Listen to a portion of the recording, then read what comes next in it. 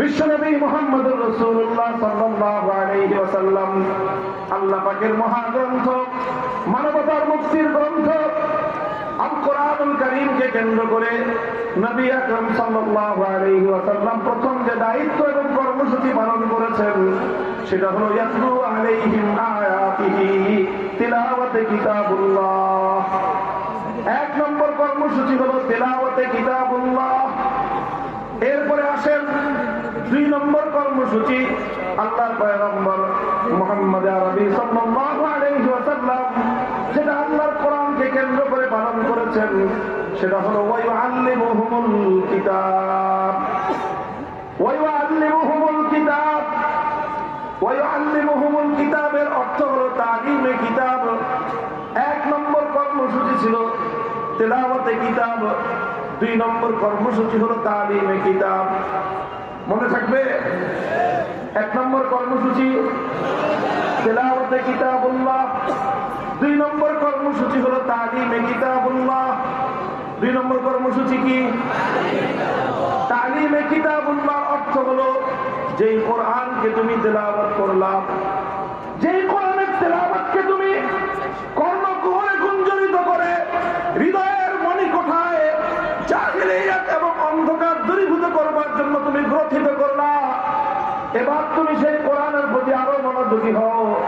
শুধুমাত্র কোরআনের তেলাওয়াতের মধ্যেই যেন তোমার দায়িত্ব ক্ষান্ত না হয়। দুই নম্বর কর্মসূচি হলো তালিমে কিতাবুল্লাহ তথা আল্লাহর কিতাবের মর্ম, অর্থ, উদ্দেশ্য, ব্যাখ্যা আল্লাহর বান্দাদেরকে, বিশ্ববাসীকে অবগত করানো, শিক্ষা দেওয়া। এক কথায় বলতে গেলে কোরআনের মর্ম বুঝানো, কোরআনে পাকের উদ্দেশ্য বুঝানো, কোরআনে পাকের অর্থ এবং ব্যাখ্যা শিক্ষা দেওয়া, এটা ছিল রাসূল আকরাম সাল্লাল্লাহু আলাইহি ওয়াসাল্লামের দুই নম্বর কর্মসূচি। মুহতারাম হাজিরিন, কোরআন বুঝতে হবে, উম্মতের জন্য জরুরি বিষয় হলো আল্লাহর কিতাবটা বুঝা চাই, বুঝতে হবে। আলহামদুলিল্লাহ সুম্মা আলহামদুলিল্লাহ, এই উপমহাদেশের মাদারিসগুলো তালিমে কিতাবুল্লাহর জন্য 1-2 বছর নয়, 10 বছরের একটা বিশাল পাঠ্যসূচি নির্ধারণ করেছে। এই 10 বছরের পাঠ্যসূচির মূল উদ্দেশ্যই হলো তালিমে কিতাবুল্লাহ, যেন মুসলমানের সন্তানেরা আল্লাহর কিতাবের মর্ম বুঝতে পারে, আল্লাহর কিতাবের অর্থ এবং উদ্দেশ্য যেন বুঝতে পারে। উদ্দেশ্য বুঝে তারা যেন এই জাতিকে বোঝাতে পারে, এই জাতিকে যেন তারা সতর্ক করতে পারে। প্রতিটি মানুষের মনে মনে, প্রতিটি মানুষের কানে কানে যেন তারা আল্লাহর কোরআনে পাকের পয়গামগুলো তারা পৌঁছে দিতে পারে। মক্তবের 2 বছর, হেফজখানার 3 বছর, 5 বছরের সিলেবাস তেলাওয়াতে কিতাবুল্লাহর জন্য। এরপরে ইবতিদায়ী থেকে মারহালাতুত তাকমিল পর্যন্ত 10 বছরের নিসাব পাঠ্যসূচি হলো তালিমে কিতাবুল্লাহর জন্য, অর্থাৎ আল্লাহর কিতাবকে, আল্লাহর কিতাবের মর্ম এবং তার অর্থ নিজেরা বুঝে জাতিকে বোঝানোর জন্য। বলেন কথা ঠিক না বেঠিক? আলহামদুলিল্লাহ, এই মাদারিসে কওমিয়ার মাধ্যমে কিতাবুল্লাহর যে তালিম তারা নিজেরা অর্জন করছে। লক্ষ লক্ষ জাতির সন্তানরা কোরআনে পাকের সঠিক জ্ঞান, পূর্ণাঙ্গ জ্ঞান যদি এই জমিনে শিক্ষা অর্জন করে থাকে তাহলে তার সবচেয়ে বড় অবদান এদেশের কওমি মাদারিসে। জাতির প্রয়োজন, মুসলমানদের প্রয়োজন। আল্লাহর কোরআন শুধুমাত্র আলেমদের জন্য নাজিল হয় নাই, আল্লাহর কোরআন শুধুমাত্র কওমি মাদ্রাসার হুজুরদের জন্য নাজিল হয় নাই, আল্লাহর কোরআন নাজিল হয়েছে গোটা সমগ্র মানব জাতির জন্য। কথা বলেন ঠিক না বেঠিক?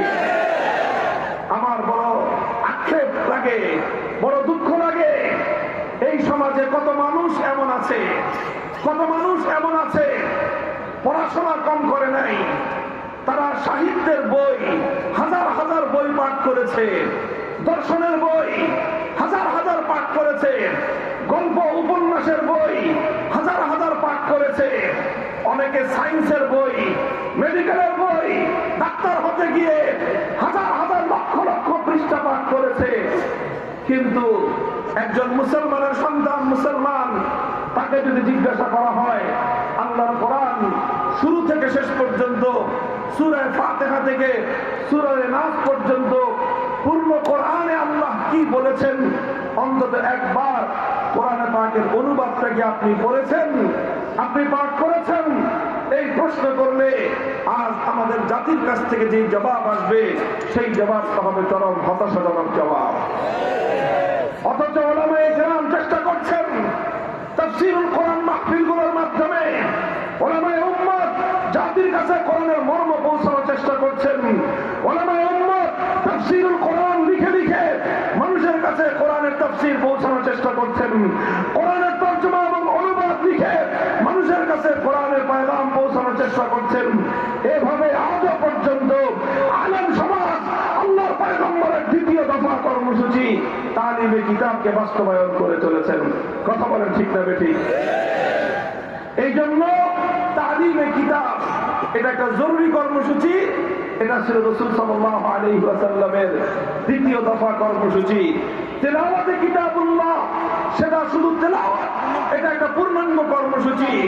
আর কোরআনের মর্ম বুঝা এবং বুঝানো এটা আরেকটা পূর্ণাঙ্গ কর্মসূচি। আসেন, আমি কথা লম্ব করতেছি না, দুই দফার আলোচনা শেষ, তৃতীয় দফা কর্মসূচি এটা একটু গভীর মনোযোগ দিয়ে বুঝবার জিনিস। তৃতীয় দফা কর্মসূচি কি? ওই আল্লিমুহুমুল কিতাব ওয়াল হিকমা। আল হিকমা মফউলে সানি, ইউআল্লিমুহুম আল কিতাব ওয়াল হিকমা আসলে মফউলে সালিস। তালিম এটা মুতাআদ্দি ইলা মফউলাইন। আল্লাহ পাক রব্বুল আলামিন তাদেরকে শিক্ষা দিয়েছেন। মফউলে সানি আল কিতাব, আল কিতাবের উপর আতফ হয়েছে আল হিকমা। তার অর্থ হলো তালিমে হিকমত। এক কথায় বলতে গেলে তালিমে হিকমত। তালিমে হিকমত কি বললাম? সবাই বলেন কি বললাম? তালিমে হিকমত। এক নম্বর কর্মসূচি ছিল তেলাওয়াতে কিতাব, দুই নম্বর কর্মসূচি ছিল তালিমে কিতাব, তিন নম্বর কর্মসূচি হলো তালিমে হিকমত। তিন নম্বর কর্মসূচি কি? তালিমে হিকমত। তালিমে হিকমত কি জিনিস? হিকমতের দ্বারা কি উদ্দেশ্য? মুফাসসিরিন কিরামগণ হিকমতের অনেক ব্যাখ্যা করেছেন। মারিফুল কোরআনের মধ্যে আল্লামা মুফতি শফি রাহমাতুল্লাহি আলাইহি হিকমতের সবচেয়ে অগ্রগণ্য এবং সবচেয়ে তাৎপর্যময় যে ব্যাখ্যাটা করেছেন, সেটা হলো তালিমে হিকমতের অর্থ হলো আল্লাহর নবী কোরআনে পাক শুধু তেলাওয়াত করে দায়িত্ব ক্ষান্ত করেননি। তেলাওয়াতের পরে তিনি কোরআনের মর্ম বুঝিয়েছেন, ব্যাখ্যা বুঝিয়েছেন। এটা ছিল তালিমে কিতাব। আল্লাহর নবী শুধুমাত্র কোরআনের মর্ম, কোরআনে পাকের ব্যাখ্যা শুধু বলে বলে মানুষকে বুঝিয়ে দিয়ে দায়িত্ব ক্ষান্ত করেন নাই, বরং কোরআনের ব্যাখ্যা বুঝানোর পর, কোরআনের মর্ম ব্যাখ্যা করার পরে আল্লাহর নবী তিন নম্বর দায়িত্ব হলো তালিমে হিকমত। তালিমে হিকমতের অর্থ হলো যেই আয়াত তেলাওয়াত করলা, কোরআনের যে অংশ তুমি ব্যাখ্যা করে মর্ম বুঝালা, এবার তিন নম্বর দায়িত্ব হলো কোরআনে পাকের সেই আয়াতের অর্থ, সেই আয়াতের বিধান, সেই আয়াতের যেই কথা, সেই বিধানটাকে কার্যে পরিণত করার মাধ্যমে আমলি ভাবে উম্মতকে দেখিয়ে শিক্ষা দেওয়া, এটার নামই হলো তালিমে হিকমত। অর্থাৎ এক কথায় বলতে গেলে কোরআনে পাকের প্র্যাকটিক্যাল করা। যারা জেনারেল শিক্ষার্থী বা জেনারেল শিক্ষার সাথে পরিচিত, তারা খুব ভালো করে জানেন জেনারেল শিক্ষায় অনেক সাবজেক্ট এমন আছে যেগুলো শুধুমাত্র বই পড়ার মাধ্যমে, লেকচার শোনার মাধ্যমে সেই পড়াশোনাগুলো আয়ত্ত করা যায় না, বরং লেকচার শোনার পর সেটাকে আয়ত্ত করতে হলে প্র্যাকটিক্যাল করতে হয়। প্রত্যেকটা মেডিকেল কলেজে প্রত্যেকটা ক্লাসরুমের সাথে একটা করে প্র্যাকটিক্যাল ল্যাবরেটরি থাকে। সেখানে শিক্ষার্থীরা প্রথমে শিক্ষকদের কাছ থেকে বই পড়ে, লেকচার শুনে, বক্তব্য শুনেই তারা ডাক্তার হতে পারে না, বরং যে বিষয়টা বইয়ের মধ্যে পড়ানো হলো, লেকচারের মধ্যে যে বক্তব্যটা তাদেরকে শোনানো হলো, সেটাকে পরিপূর্ণ বোঝানোর জন্য ল্যাবরেটরিতে নিয়ে তাদেরকে প্র্যাকটিক্যাল দেখানো হয়। প্রত্যেকটা মেডিকেলে ল্যাবরেটরি থাকে। মানব দেহের মাথা থেকে পা পর্যন্ত প্রত্যেকটা অঙ্গ প্রত্যঙ্গের নমুনা থাকে। তখন শিক্ষকরা ছাত্রদেরকে তার প্র্যাকটিক্যাল নমুনা দেখায় দেখায় মানব দেহ সম্পর্কে, মানব দেহের চিকিৎসা সম্পর্কে পূর্ণাঙ্গ শিক্ষা তারা দান তেমনি ভাবে আল্লাহর কোরআনে পাক এটা যতটা না থিওরিটিক্যাল গ্রন্থ, তার চেয়ে বেশি কোরআনে পাক এটা হলো একটা প্র্যাকটিক্যাল গ্রন্থ। কোরআনে পাক এটা কি? এটা প্র্যাকটিক্যাল গ্রন্থ। কোরআন শুধুমাত্র তেলাওয়াত শুনে আর শুধুমাত্র তাফসীর এবং ব্যাখ্যা শুনে আল কোরআনকে পরিপূর্ণ কেউ অনুধাবন করতে পারবে না। কোরআনকে অনুধাবন করতে হলে, কোরআনকে উপলব্ধি করতে হলে, কোরআনের হক আদায় করতে হলে, কোরআনের মর্ম এবং কোরআনের ব্যাখ্যা শুনবার পর যে জিনিসটা জরুরি সেটা হলো প্র্যাকটিক্যাল ভাবে কোরআনের এক একটা জিনিসের আমল এটা লক্ষ্য করতে হবে, শিক্ষা অর্জন করতে হবে। এটাই হলো তালিমে হিকমত। রাসূল আকরাম সাল্লাল্লাহু আলাইহি ওয়াসাল্লাম কোরআনে পাক সম্পর্কে 3 নম্বর দায়িত্বটা পালন করেছেন। উদাহরণস্বরূপ আল্লাহর কোরআনে আয়াত নাযিল হলো আকিমুস সালাহ, আল্লাহর নবী আকিমুস সালাত তেলাওয়াত করলেন, 1 নম্বর দায়িত্ব পালন হলো। এরপরে সালাতের অর্থ বুঝালেন যে সালাত কাকে বলা হয়, সালাত ইবাদতটা কেমন ভাবে আদায় করতে হয়। আল্লাহর নবী সেটা সাহাবীদেরকে, উম্মতকে ব্যাখ্যা করে বুঝিয়ে দিলেন। এটা হলো তালিমে কিতাব। ব্যাখ্যা করে বুঝিয়ে দিয়েই তাদেরকে সালাতের শিক্ষা শেষ করতে পারেন নাই। এরপরে আল্লাহর নবী যেটা করেছেন, মসজিদে নববীর মিম্বারের উপরে আল্লাহর নবী উঠেছেন, মিম্বারের উপর উঠে 2 রাকাত নামাজ আদায় করেছেন। এরপরে সাহাবায়ে কেরামকে বলেছেন, সাল্লু কামা রাআইতুমুনি উসাল্লি, আমি ঠিক যেভাবে নামাজ পড়লাম, আমি ঠিক যেভাবে সালাত আদায় করলাম, আমার এই নামাজ দেখে দেখে তোমরা কোরআনে পাকের এই বিধান, নামাজের বিধানকে তোমরা এভাবে বাস্তবায়ন করবা। আল্লাহর নবী এটা বলেন নাই যে আমি যেভাবে বলেছি সেভাবে কোরআন তেলাওয়াত তোমরা নামাজ পড়বে, এটাও বলেন নাই আমার কাছ থেকে তোমরা যেভাবে শুনেছো সেভাবে নামাজ পড়বে। আল্লাহর নবী কি বলেছেন? তোমরা আমাকে যেভাবে নামাজ পড়তে দেখেছো সেভাবে তোমরা নামাজ আদায় করবে। মুহতারাম হাজিরিন, এটাই হলো তালিমে হিকমত। আকিমুস সালাহ তেলাওয়াত হলো, এটা হলো তেলাওয়াতে কিতাব। সালাতের অর্থ কি, ইকামতের অর্থ কি বুঝিয়ে দিলেন, এটা হলো তালিমে কিতাব। এরপরে হলো সালাত বাস্তবায়ন করে আল্লাহর নবী প্র্যাকটিক্যাল বাস্তব আমলি নমুনা তাদেরকে দেখায় দিলেন, এটাই হলো তালিমে হিকমত। মুহতারাম হাজিরিন, শুধুমাত্র নামাজের বিধান নয়, শুধু ইবাদতের বিধান নয়, রাসূল আকরাম সাল্লাল্লাহু আলাইহি ওয়াসাল্লাম কোরআনে পাকের প্রত্যেকটা বিধান এভাবে প্র্যাকটিক্যাল বাস্তবায়ন করেই উম্মতের কাছে তিনি তার দায়িত্ব পালন করেছেন। হে ওয়ারাসাতুল আম্বিয়া, হে উম্মতের মধ্যে নবীর উত্তরাধিকারীরা, আজ আমরা যাওয়া শুধুমাত্র তেলাওয়াতে কিতাব আর তালিমে কিতাবের মাধ্যমে দায়িত্ব ক্ষান্ত মনে করছি, আমাদের আরেকটা বিষয় উপলব্ধি করার বাকি রয়েছে। সেটা হলো আল্লাহ কোরআনের সেই বিধানগুলো বাস্তবায়ন না করলে কোরআনের সেই বিধানগুলোর হক আদায় হয় না, দাবি আদায় হয় না। সেই আয়াতগুলো, কোরআনের সেই বিধানগুলো একটা একটা করে সমাজে, ব্যক্তি জীবনে, পরিবার জীবনে, সমাজ জীবনে বাস্তবায়ন করা, এটা উম্মতের ঐতিহাসিক জিম্মাদারি। এই জিম্মাদারি আদায় না করলে তালিমে হিকমতের দায়িত্ব ক্ষান্ত হবে না। আমি দৃষ্টান্ত দিলাম এতক্ষণ পর্যন্ত নামাজের দ্বারা, এবার আরেকটা দৃষ্টান্ত শুনেন। আল্লাহর কোরআনে আয়াত নাযিল হয়েছে, আস-সারিকু ওয়াস-সারিকাতু ফাকতাউ আইদিয়াহুমা জাযাআন বিমা কাসাবা নাকালাম মিনাল্লাহ আল্লাহু আজিজুন হাকীম। আল্লাহর নবী কোরআনের তেলাওয়াত করলেন, 1 নম্বর দায়িত্ব আদায় হলো। এরপরে আস-সারিকু ওয়াস-সারিকাতু, চোর যদি চুরি করে, নারী হোক বা পুরুষ হোক, সেই চুরির অর্থ কি, সেই চুরির মর্ম কি, সেটা আল্লাহর নবী বুঝিয়ে দিলেন। সংরক্ষিত স্থান থেকে কমপক্ষে 10 দিরহাম মূল্যমানের কোন সম্পদ যদি কোনো ব্যক্তি মালিকের অনুমতি ছাড়া তার অগোচরে যদি সংরক্ষিত জায়গা থেকে 10 দিরহামের মূল্যবান কোন সম্পত্তি কেউ নিয়ে নেয়, এটাকে ইসলামের পরিভাষায় বলা হবে চুরি।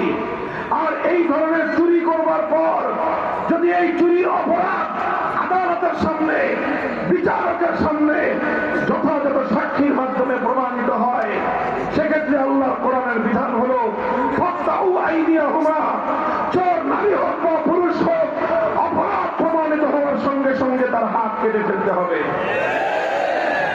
কোরআনের এই আয়াত আল্লাহর নবী তেলাওয়াত করে দায়িত্ব ক্ষান্ত করেন নাই, শুধুমাত্র অর্থ ব্যাখ্যা করে নবী তার দায়িত্ব ক্ষান্ত করেন নাই।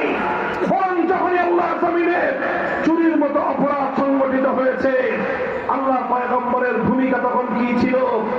বুখারী শরীফের হাদিসের কিতাব উল্টান, আল্লাহর নবী যখন মক্কা বিজয় করলেন, মক্কা বিজয়ের পরের দিন পবিত্র মক্কা নগরীতে চুরির ঘটনা ঘটল। একজন মানুষ চুরি করলো, চুরি করেছে, ধরা পড়লো। ধরা পড়ার পর দেখা গেল যে চুরি করেছে সে একজন মহিলা মানুষ, সাধারণ কোনো মহিলা নয়, সম্ভ্রান্ত বংশের একজন মহিলা। নাম হলো তার ফাতেমা। এই ফাতেমা হলো বনু মাখজুম গোত্রের ফাতেমা মাখজুমিয়া। বনু মাখজুম হলো নবী করিম সাল্লাল্লাহু আলাইহি ওয়াসাল্লামের দাদির গোষ্ঠী, অর্থাৎ শুধু কুরাইশ নয়, বরং কুরাইশের মধ্যে সম্ভ্রান্ত একটা পরিবারের মেয়ে হলো এই ফাতেমা, যে চুরি করে ধরা পড়েছে। ফাফাজিয়া কওমুহা ইলা উসামা ইবনে যায়েদ। তখন ফাতেমার সম্প্রদায় কুরাইশ বনু মাখজুম তারা দুশ্চিন্তায় পড়ে গেল, এখন যদি কোরআনের বিধান বাস্তবায়িত হয়, এই মেয়েটার হাত কাটা যাবে, হাত কাটা যাবে একটা মেয়ের, নাক কাটা যাবে গোটা বংশের। এজন্য গোটা বংশ, গোটা পরিবার তারা বিচলিত হয়ে পড়ল, কিভাবে এই হাত কাটা বন্ধ করা যায়। তারা তদবির শুরু করলো। উসামা ইবনে যায়েদ, যাকে আল্লাহর নবী অত্যন্ত বেশি ভালোবাসতেন, সম্পর্কে নবীজির নাতি পালক পুত্র যায়েদ ইবনে হারেসার ছেলে উসামা ইবনে যায়েদ, সেই বনু মাখজুম গোত্রের লোকজন উসামা ইবনে যায়েদকে গিয়ে তদবির করার জন্য, সুপারিশ করার জন্য বলল। উসামা তাদের পক্ষ থেকে আল্লাহর নবীর কাছে গিয়ে সুপারিশ করলো। নবীর দিকে যে বলল যে ইয়া রাসূলুল্লাহ, একটা চুরির মামলা আসবে আপনার নিকট। এই চুরির যে বিবাদিনী, তার যে অপরাধী, সে একজন মহিলা মানুষ, নাম তার ফাতেমা, সাধারণ কোনো মহিলা নয়, তার সঙ্গে আপনার ব্লাড কানেকশন রয়েছে, আপনার রক্তের সম্পর্ক, আপনার দাদির পরিবারের লোক সে। সুতরাং যদি তার হাত কাটা যায়, শুধু বনু মাখজুম গোত্রের সম্মান যাবে তা নয়, বরং তাদের সঙ্গে সঙ্গে আপনার সম্মান, আপনার প্রেস্টিজ হ্যাম্পার হবে। সুতরাং আপনি ওই মেয়েটাকে বাঁচানোর জন্য কোনো ব্যবস্থা করবেন। হাদিসের পাতার মধ্যে লেখা হয়, আল্লাহর নবী হুঙ্কার দিয়ে উঠলেন, গর্জন দিয়ে উঠলেন। নবীর চেহারার রং পরিবর্তন হয়ে গেল। ফাতালাওয়ানা ওয়াজহু রাসূলিল্লাহি সাল্লাল্লাহু আলাইহি ওয়াসাল্লাম, আমার নবীর চেহারার রং লাল রক্তবর্ণ ধারণ করলো। নবীজি রাগে ক্ষোভে ফুঁসতে আরম্ভ করলেন, আর উসামাকে এক জোরে হুঙ্কার দিয়ে ধমক দিলেন, আতাশফাউ ফি হাদ্দিন মিন হুদুদিল্লাহ। উসামা, আল্লাহর কোরআনের বিধান বাস্তবায়ন হবে, সেখানে তুমি তদবির নিয়ে আসছো, খবরদার তোমাকে যেন আর কোনোদিন আমি এই ধরনের তদবির করতে না দেখি। আল্লাহর নবী ধমক দিয়ে উসামাকে নিবৃত্ত করলেন, সংশোধন করে দিলেন। নবীজি বুঝতে পারলেন অপরাধ শুধু উসামার একার নয়, তদবির আর এই সুপারিশ শুধু উসামার একার নয়। উসামা বালক মানুষ, অল্প বয়স্ক মানুষ, আমার স্নেহের মানুষ হিসেবে সাহস করেছে, আমার কাছে এসেছে, কিন্তু এই উসামার পিছনে গোটা কওম, আমার জাতি জড়িত। উসামার পিছনে আমার পরিবার বনু মাখজুম, আমার বংশ কুরাইশ জড়িত। সুতরাং ধমক শুধু উসামা একাকে দিলে হবে না, সংশোধন করতে হবে গোটা সভ্যতার, সংশোধন করতে হবে গোটা জাতির, গোটা জাতিকে ব্যাপারে সতর্ক করতে হবে। আল্লাহ নবী এলান করলেন, জাতির উদ্দেশ্যে তিনি ভাষণ দিবেন। নবীর ভাষণ হবে পবিত্র বাইতুল্লাহ শরীফের সামনে। ফালাম্মা কানাল আশিয়্যু কামা রাসূলুল্লাহ সাল্লাল্লাহু আলাইহি ওয়াসাল্লাম, বিকেল বেলা আসরের নামাজের পরে বাইতুল্লাহর সামনে দাঁড়িয়ে কাবার চত্বরে গোটা জাতিকে সমবেত করে মুহাম্মদ আরবি সাল্লাল্লাহু আলাইহি ওয়াসাল্লাম ঘোষণা করলেন, ইতিহাস লেখে, ইতিহাসের সোনালী পাতায় লেখা, আজও পৃথিবীতে অনেক জাতির নেতা, অনেক জাতির প্রেসিডেন্ট, প্রধানমন্ত্রী, বিশ্ব নেতারা বিশ্ব মানবতাকে লক্ষ্য করে জাতির উদ্দেশ্যে ভাষণ দেয়। আর আমার নবী মুহাম্মদ আরবি সাল্লাল্লাহু আলাইহি ওয়াসাল্লাম মক্কায় খেলাফত ব্যবস্থা কায়েম করার পর, কোরআনের রাজ কায়েম করার পরে তিনি একটা ভাষণ দিয়েছিলেন। ইতিহাস পাঠকদেরকে বলবো, কম্পেয়ার করে দেখো, তুলনা করে দেখো। আল্লাহ নবী বললেন, হে আমার জাতি শুনে রাখো, ইন্নামা হালাকান নাস ইন্নামা হালাকা মান কানা ক্বাবলাকুম ইযা সারাকা ফীহিমুদ দাঈফ আকামু আলাইহিল হাদ ওয়া ইযা সারাকা ফীহিমুশ শরীফ তারাকুহু। তোমাদের পূর্ববর্তী অনেক জাতিকে আল্লাহ পাক রব্বুল আলামিন ধ্বংস করে দিয়েছেন। তাদের অপরাধ ছিল একটা অপরাধ, সেই অপরাধের কারণে আল্লাহ পাক অনেক জাতির নাম নিশানা পৃথিবীর বুক থেকে নিশ্চিহ্ন করে দিয়েছেন। তাদের অপরাধ ছিল, তাদের মধ্যে যখন কোনো প্রভাবশালী ব্যক্তি চুরি করত, অপরাধ করত, কোন প্রভাবশালী ব্যক্তি, সম্ভ্রান্ত পরিবারের কেউ, কোন সম্পদশালী মানুষ, কোন ক্ষমতাবান মানুষ, কোন মন্ত্রীর দুলাভাই, কোন এমপির শালা, কোন নেতার ভগ্নিপতি, অথবা কোন নেতার আপনজন, কোন বড় নেতা নেত্রীর সন্তান, এই জাতীয় মানুষ যখন চুরি করত, অপরাধ করত, তখন তারা নানাভাবে ঘুরিয়ে পেঁচিয়ে সেই সম্ভ্রান্ত শক্তিমান প্রভাবশালী লোকদেরকে তারা মুক্ত করে দিত। ওয়াইযা সারাকা ফীহিমুদ দাঈফ আকামু আলাইহিল হাদ।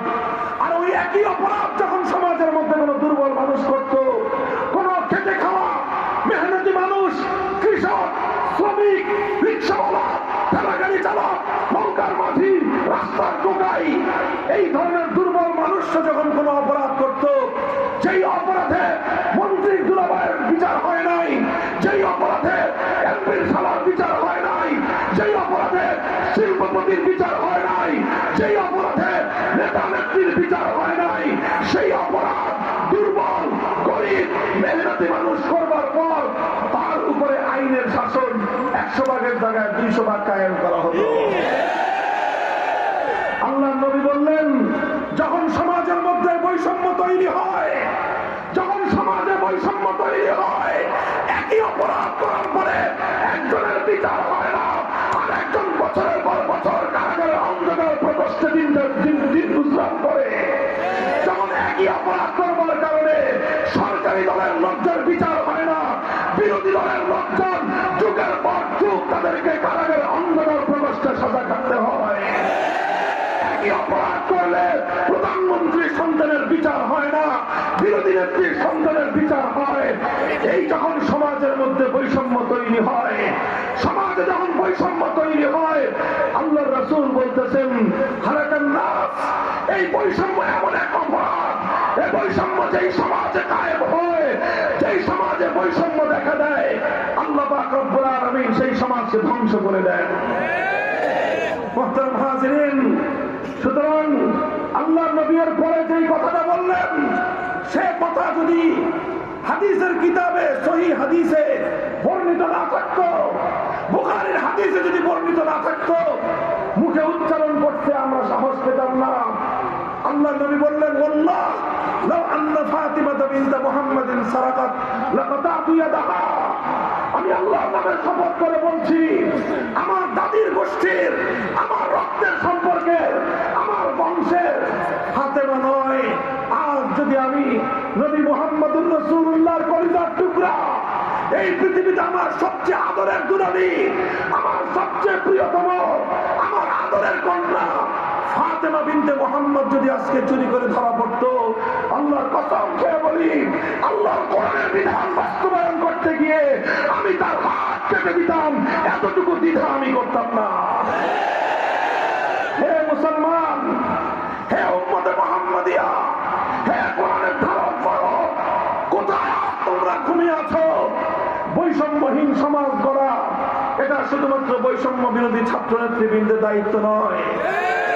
মনে রাখতে আবার বলছি, বৈষম্যহীন সমাজ গড়া, বেইনসাফপূর্ণ সমাজ গড়া, বেইনসাফি, জুলুম, শোষণ, স্বৈরতন্ত্রের বিরুদ্ধে লড়াই করা, এটা শুধু বৈষম্য বিরোধী ছাত্র নেতৃবৃন্দের দায়িত্ব নয়, এটা সর্বপ্রথম দায়িত্ব তাদের যাদের পক্ষে আল্লাহ পাক রব্বুল আলামিন আসমানি কিতাবের ইলম রেখেছেন। এটা সর্বপ্রথম দায়িত্ব তাদের যাদেরকে আল্লাহ পাক ওয়ারাসাতুল আম্বিয়া, নবীর আম্বিয়াদের ওয়ারিস এবং উত্তরাধিকারের গৌরব এবং মর্যাদা দিয়েছেন। আল্লাহর কোরআন কি বলেছে? সূরাতুল হাদীদ পড়ো, তেলাওয়াত করো। কেন আল্লাহ পাক যুগে যুগে কিতাব নাযিল করেছেন? কোরআন দুনিয়াতে কেন এসেছে? আদম আলাইহিস সালাম থেকে নিয়ে আখির নবী মুহাম্মদুর রাসূলুল্লাহ সাল্লাল্লাহু আলাইহি ওয়াসাল্লাম পর্যন্ত সমস্ত নবী দুনিয়াতে কোন মাকসাদে এসেছেন? উসুলি মাকসাদে বিআসাতে আম্বিয়া কি? আল্লাহর কোরআন বলতেছে লাকাদ আরসালনা রুসুলানা বিল বায়িনাত ওয়া আনজালনা মাআহুমুল কিতাবা ওয়াল মিজান লিয়াকুমান নাসু বিল কিসত। আল্লাহ বলেন যুগে যুগে আমি আসমানি কিতাব নাযিল করেছি, আসমানি শরীয়ত নাযিল করেছি, আমি আমার সমস্ত নবী রাসূলদেরকে প্রেরণ করেছি। তার অন্যতম একটা উদ্দেশ্য হলো লিয়াকুমান নাসু বিল কিসত, মানব সমাজের মধ্যে ইনসাফ কায়েম করা, মানুষের সমাজে ইনসাফ কায়েম করা। সুতরাং বেইনসাফের বিরুদ্ধে লড়াই করা, জুলুমের বিরুদ্ধে লড়াই করা, বৈষম্যের বিরুদ্ধে লড়াই করা সর্বপ্রথম তাদের দায়িত্ব যাদের বুকে কোরআন পাকের ইলম রয়েছে। সর্বপ্রথম তাদের দায়িত্ব যাদেরকে আল্লাহ পাক আম্বিয়া কেরামের ওয়ারিস, নবুয়তের উত্তরাধিকারী দিয়েছেন। মুহতারাম হাজিরিন, তেলাওয়াতে কিতাব এটা যেমনি ভাবে ওয়ারাসাতুল আম্বিয়াদের দায়িত্ব, তালিমে কিতাব এটা যেমনি ভাবে ওয়ারাসাতুল আম্বিয়াদের দায়িত্ব, একইভাবে তালিমে হিকমত করতে গিয়ে বৈষম্যহীন সমাজ গড়বার জন্য